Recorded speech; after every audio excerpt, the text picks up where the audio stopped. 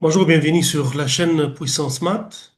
Aujourd'hui, on va faire des exercices sur les intégrales triples. On va apprendre à tracer les surfaces quadriques et on va apprendre les différentes techniques de calcul de l'intégrale triple. Je ne sais pas si une vidéo va suffire, mais je compte utiliser les trois techniques sur des exercices bien ciblés. Donc, je commence avec le premier exercice, définir et tracer chacune des surfaces suivantes. Si on ne sait pas tracer une surface, on ne pourra pas faire une intégrale triple. Parce qu'il faut connaître le domaine où on travaille. Et le domaine, souvent, c'est entouré par des surfaces. Donc, je commence par la première surface, 2x2 plus 3y2 moins 8x plus 12y plus 3z plus 23 égale à 0. Et là, on a déjà vu ça. On a déjà vu comment passer d'un carré à un carré parfait. La règle est très simple. Si vous avez x2 plus ax, ça vous l'écrivez x plus le coefficient de x, vous prenez sa moitié, plus a sur 2 au carré, moins ce que vous avez mis ici au carré, moins a sur 2 au carré. C'est ça la règle. Avec un coefficient 1 ici, hein? C'est un coefficient 1. Donc, quand je regarde la partie A, j'ai des carrés avec les x2, les x, y2 et y. Donc, je vais mettre les x2 ensemble, les x ensemble. Donc, 2x2 moins 4x plus 3y2 plus 4y. Et puis, ce qui reste, c'est 3z. Il n'y a pas de carré ici, plus 23 égale à 0. Et j'applique la règle de dessus sur la partie x et la partie y. Donc là, je vais avoir x moins la moitié de 4 au carré, moins ce que j'ai mis ici au carré, 4, plus 3, la même chose. La moitié de 4, c'est 2 au carré, moins ce que j'ai mis ici au carré, plus 3z, plus 23 égale à 0. Donc, finalement, j'ai 2x moins 2 au carré, plus 3y plus 2 au carré, moins 8, moins 12, ça fait moins 20 plus 23, ça fait 3. Donc, z plus 1 égale à 0.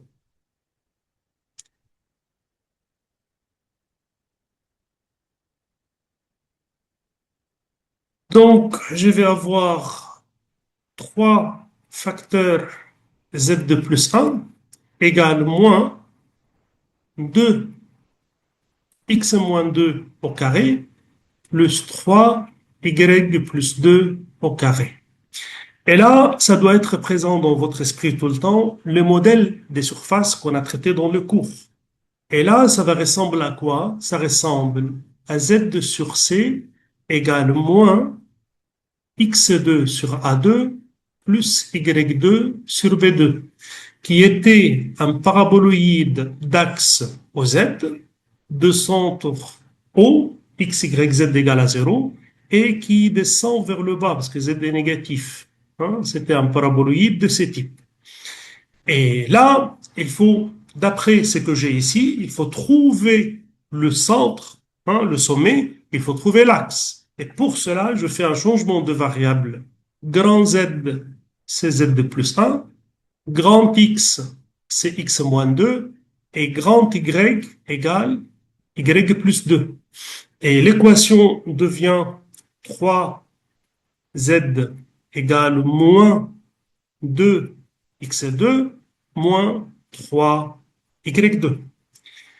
Et le sommet, c'est x égale 0, y égale 0, z égale à 0. C'est-à-dire le sommet S dont le coordonnées petit x, petit y, petit z, ça va être x égale à 0, donc petit x égale 2, y égale à moins 2, et z égale moins 1.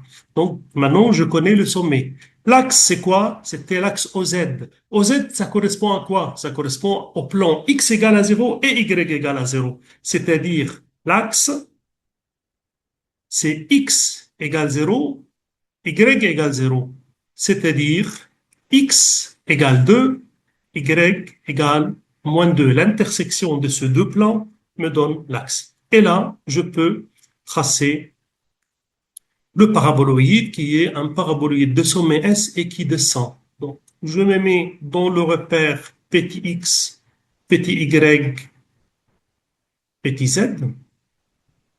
Mon sommet, c'est x égale 2, y égale moins 2. Donc, je reviens dans les négatifs ici, y égale moins 2, quelque chose comme ça.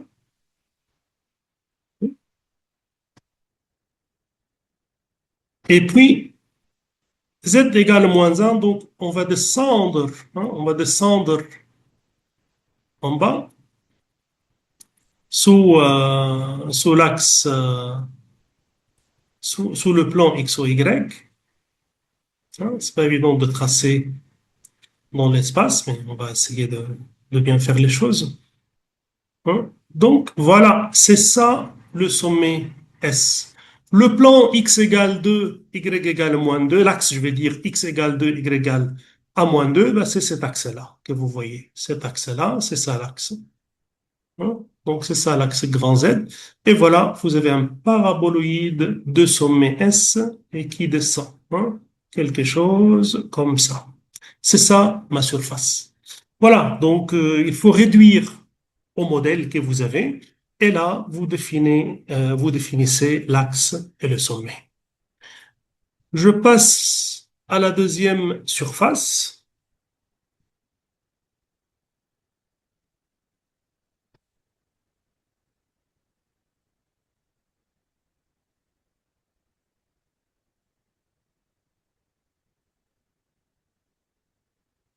Ça, c'est l'exercice 2, mais je vais me faire de la place pour faire le reste de l'exercice. Il me faut beaucoup d'espace.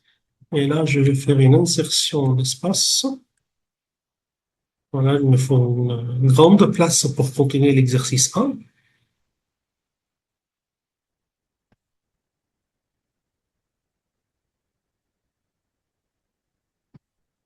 Donc, la deuxième surface, je vais aller chercher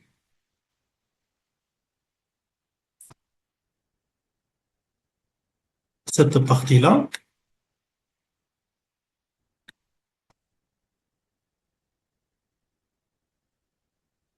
Et vous avez X2, Y2, Z2, et là, c'est un modèle que vous connaissez. Donc là, ça va faire X2, donc ça, c'est un X2 égale 2Y2 plus 4Z2. Rappel du modèle qu'on a étudié dans le cours, c'était Z2 égale X2 sur A2 plus Y2 sur B2. Et ça, comme on avait dit, c'était le cône de sommet O d'axe au Z. Hein. Il y a la partie positive et la partie négative du cône. C'était ça. Hein. Si A égale à B, c'est que j'ai un cône de révolution. Et là, c'est la même chose, sauf que cette fois-ci, hein, c'est Z2 qui est égal, l'axe c'était Z. Ici, c'est X2 qui est égal, donc l'axe c'est OX. Et après, il n'y a pas de changement de variable à prendre, le sommet c'est le même. Hein, c'est X égale 0, Y égale 0, Z égale à 0. C'est seulement l'axe qui a changé. Donc, ça c'est l'axe des X, ça c'est l'axe des Y, ça c'est l'axe des Z. Donc, vous avez un cône d'axe OX. Donc ça continue comme ça. Derrière, voilà. Et vous avez un cône hein, d'axe OX et de sommet O. Hein. Donc cône d'axe OX et de sommet O.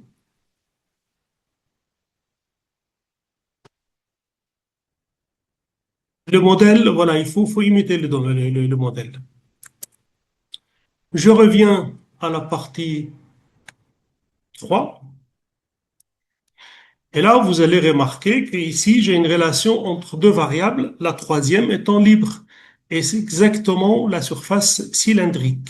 La surface cylindrique, donc je trace la directrice dans le plan XY. Et là, c'est une parabole d'axe OX et de sommet O. Hein, donc, c'est la parabole d'axe OX et de sommet O. X égale Y2 sur 4, c'est toujours au positif. Et ça, c'est la directrice. Et puis, je passe en dimension 3. Je reproduis la directrice dans le plan X ou Y et je vais retrouver ce machin-là, cette courbe-là. Et là, vous avez Z qui est libre. Pour trouver la génératrice, bah, vous n'avez qu'à monter parallèlement à l'axe de Z. Hein, et aussi, ça va descendre. Et la même chose, vous trouvez hein, ce que j'appelais moi une feuille pliée, comme ça. Hein, une feuille pliée. Donc, c'est ça ma surface cylindrique. De directrice, la parabole, et des génératrices, les droites parallèles à l'axe OZ.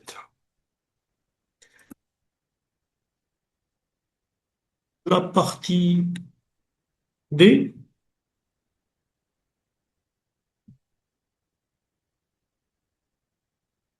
la partie D, donc là où vous avez un carré, vous transformez en un carré parfait, j'ai ça et ça.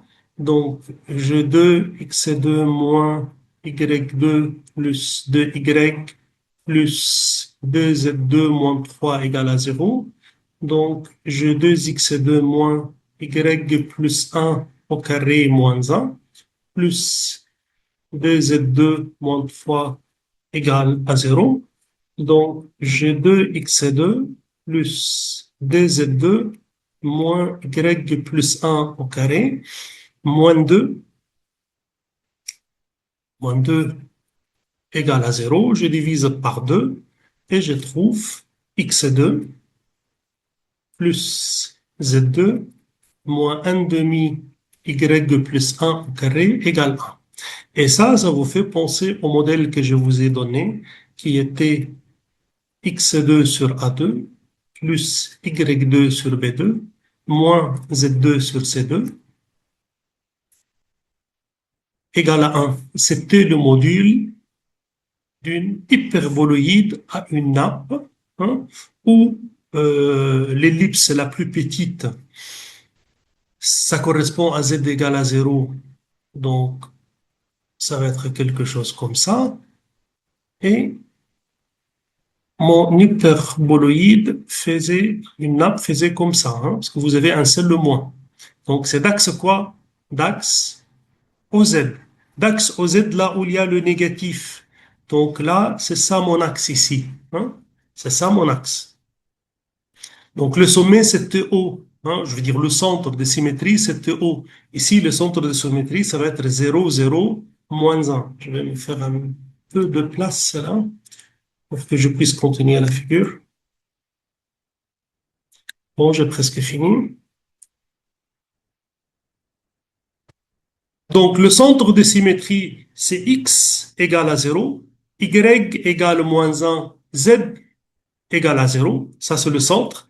L'axe, ça correspond à x égale à 0 et z égale x égale à 0 et z égale à 0. Donc, l'axe, c'est l'axe des y. Juste, je vais tracer le centre des symétries, c'est x égale 0, y. Donc ça, c'est le centre des symétries, c'est moins 1. C'est là où va se retrouver l'ellipse la plus petite. Donc quelque chose qui va être comme ça. Donc l'axe, c'est l'axe des y. Hein. C'est x égale à 0, z égale à 0. C'est l'axe des y. Donc c'est là où va se retrouver hein, le cercle, l'ellipse la plus petite, et puis ça va être voilà un paraboloïde de ce type-là, d'axe au Z, de centre de symétrie 0, 0, 0 moins 1, 0. Voilà, c'est comme ça qu'on trace les surfaces quadriques. J'espère que vous avez bien capté. Il suffit juste d'imiter le modèle. Maintenant, je passe à l'intégrale triple, là où je peux faire plusieurs méthodes, je vais faire plusieurs méthodes, comme ça vous apprenez plusieurs techniques. Donc, je considère un domaine limité par Z supérieur x2 plus y2. Maintenant, vous devez deviner, c'est quoi z égale x2 plus y2? C'est le paraboloïde de sommet O d'axe OZ et qui monte. Donc, j'ai un paraboloïde qui monte. Hein. Ça, c'est z égale x2 plus y2. Quand vous dites z de plus grand, donc je suis au-dessus. Donc, je suis dans cette région. Hein. Je suis dans cette région-là. Hein, au-dessus. Donc, à l'intérieur de ce bol-là. Et là, vous avez z moins 8 égale moins x2 plus y2. Donc, le sommet, ça correspond à z égale 8, x égale 0, y égale 0, z égale 8. Le sommet correspond à ça. Et puis, ça descend. Donc, c'est un paraboloïde qui va descendre. Donc, les deux paraboloïdes vont se rencontrer ici. On va voir selon quoi l'intersection de ces deux paraboloïdes. Hein.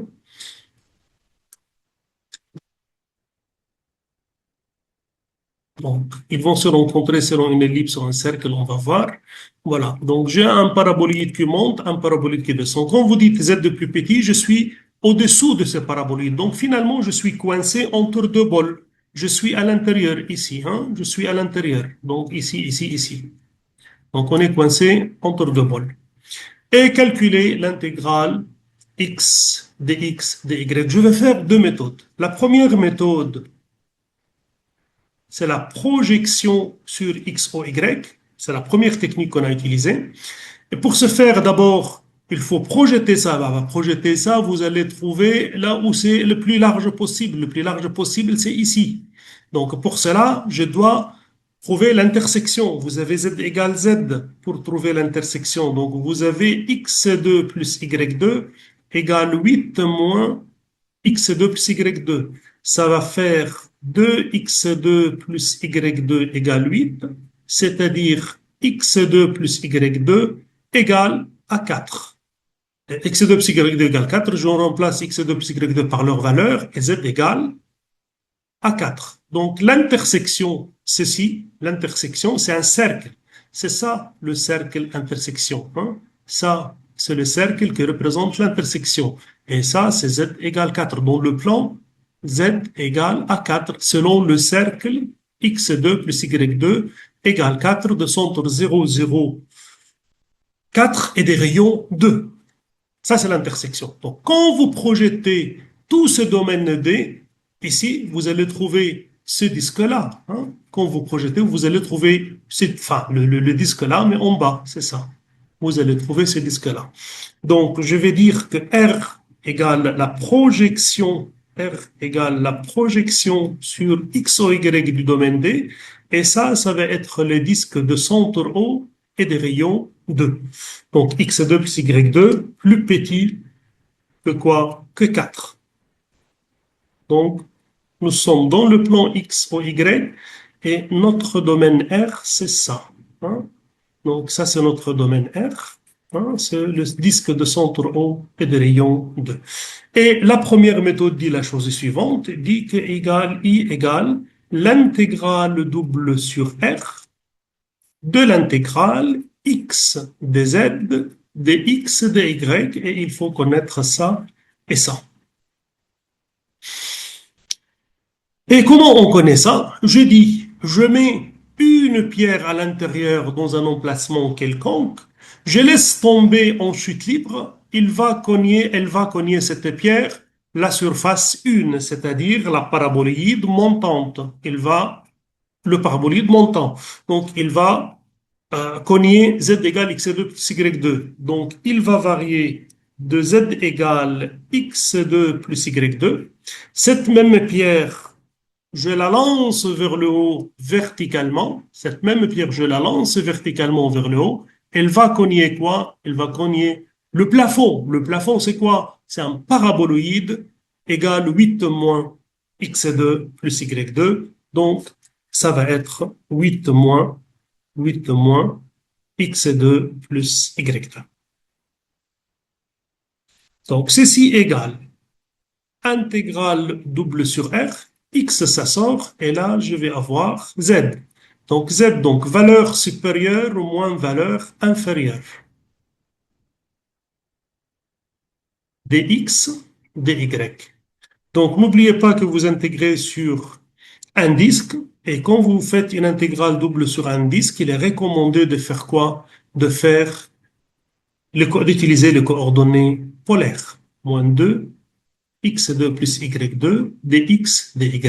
Et là, vous utilisez les coordonnées polaires pour balayer les domaines. Θ va varier de 0 jusqu'à 2pi. De l'intégrale, quel que soit θ, r va varier de 0 jusqu'à 2. De 0 jusqu'à 2. X n'est autre que r cosinus θ. J'ai 8 moins 2, R2. Et finalement, vous avez le R de R parce qu'il y a le jacobien à ne pas oublier.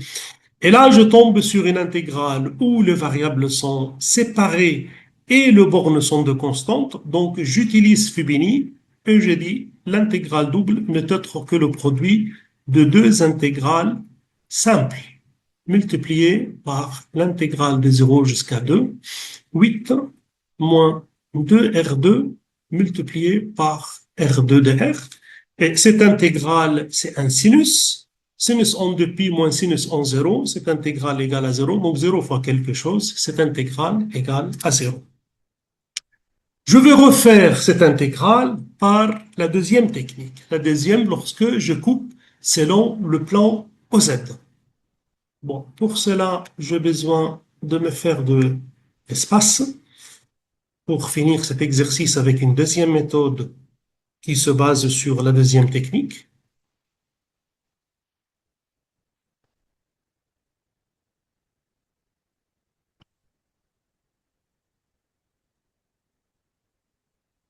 Deuxième méthode, deuxième méthode,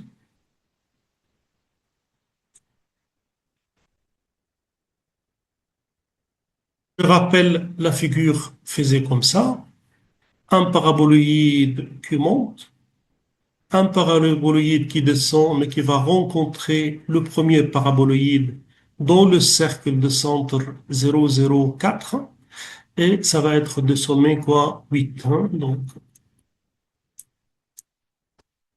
là, ça compte. C'est pas facile de faire un stylet. Donc, quelque chose qui fait comme ça. OK. Bon, c'est très moche. Bon, je vais faire de mon mieux en tout cas. Voilà. Quelque chose comme ça. Nous sommes à l'intérieur de ces deux bols-là. Et la deuxième méthode dit la chose suivante. Dit que I égale l'intégrale des Z de l'intégrale double sur dz, x dx dy. Donc, et là, je vais dire, lorsque je suis à l'intérieur de ce domaine, lorsque m bouge à l'intérieur de ce domaine, la valeur minimale de z c'est 0, la valeur maximale c'est 8. Mais après dz c'est quoi? Je dis lorsque je prends z égale n'importe quelle valeur entre 0 et 8. dz c'est quoi? Je vais remarquer que dz va changer. Si je coupe ici, je vais trouver un disque dont le bord est défini par le paraboloïde 1. Par contre, si je prends z égale une valeur entre 4 et 8, je vais trouver des z, un disque dont le bord est défini par le paraboloïde 2. Et là, il y a le 4 qui sépare les deux. Donc, je suis obligé de couper mon intégrale, de dire c'est l'intégrale de 0 jusqu'à 4 dz jusqu'à dz1, ça c'est dz1.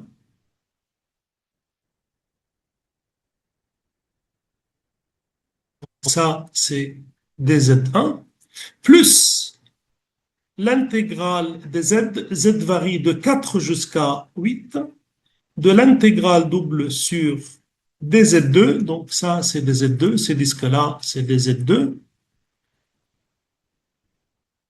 x, dx, dy. C'est quoi dz1? dz1, c'est le paraboloïde P1 entre le plan z égale z. Ben, je n'ai qu'à remplacer z par sa valeur z. C'était quoi? C'était x2 plus y2 égale z. À z comme ça fixé comme paramètre, ceci n'est autre que les disques de centre 0, 0, z et des rayons quoi? Et des rayons racines de z. Donc dz1 n'est autre que les disques de centre 0, 0, z de centre 00Z sur un disque horizontal et des rayons racine de Z, parce que vous avez x2 plus y2 égale R2. R2 c'est Z, donc R c'est racine de Z. Et la même chose, c'est quoi dz2? dz2, c'est la paraboloïde P2 inter Z égale Z. Et là, vous avez x2 plus y2. Donc, on va voir, c'est moins x2. x2 plus y2 égale 8 moins Z. Égale 8 moins Z. Égale 8 moins Z.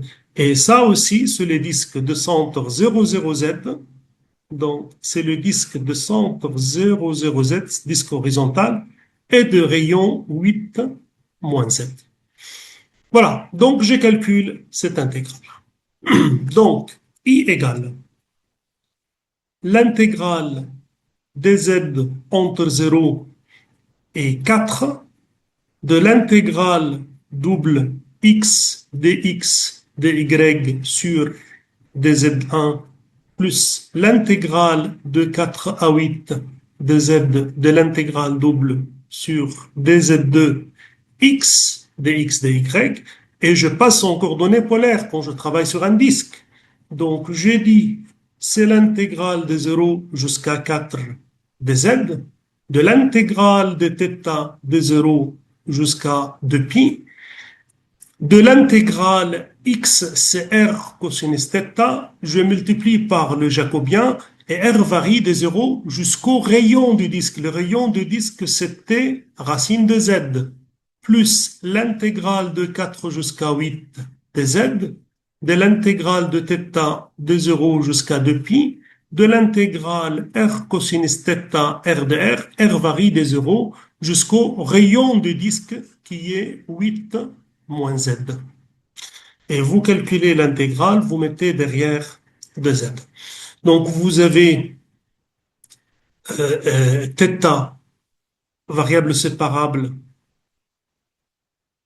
cosinus θ de θ, et vous avez intégrale de 0 à 4,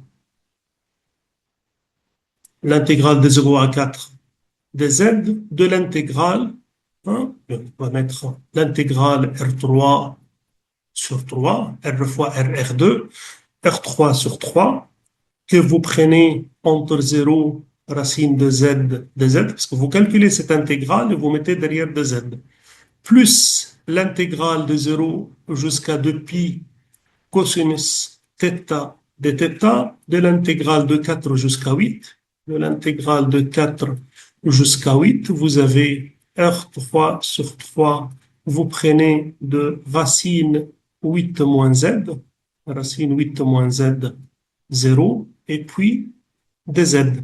Et là, c'est un produit de des intégrales. Parce que cette intégrale va être un nombre, si vous mettez à l'intérieur de cosinus θ de θ, il va sortir, donc il va rester intégrale de cosinus θ de θ.